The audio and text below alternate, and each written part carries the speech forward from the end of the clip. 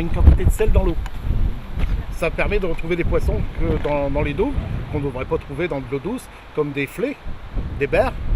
On a aussi des crabes, Ah oui, oui, qui arrivent avec la mer. Tous les poissons plats. Non, on n'a que le flet. Les autres poissons plats, on n'en a pas. Au pied des remparts de Gravelines se cache une véritable mine d'or, une faune et une flore peu connues du grand public. Une fleur, une végétation qui est adaptée justement à ce milieu de construction.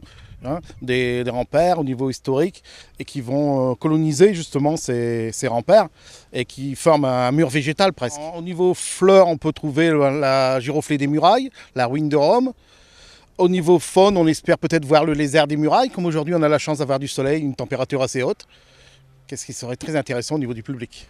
La découverte de cette faune et de cette flore spécifiques aux remparts permet de protéger au mieux ces espèces sauvages. Oui, on sensibilise les gens justement à la préservation de la nature et on a de la chance sur Gravelines d'avoir une commune qui fait de la gestion différenciée, c'est-à-dire une gestion raisonnée au niveau espace vert et on trouve des endroits encore sauvages au pied des remparts, des endroits qui sont plus aménagés mais des endroits qui restent sauvages justement pour garder cette biodiversité. Une faune et une flore que vous pourrez découvrir le 25 octobre prochain. En plein cœur de l'automne, la nature vous offrira alors un autre spectacle.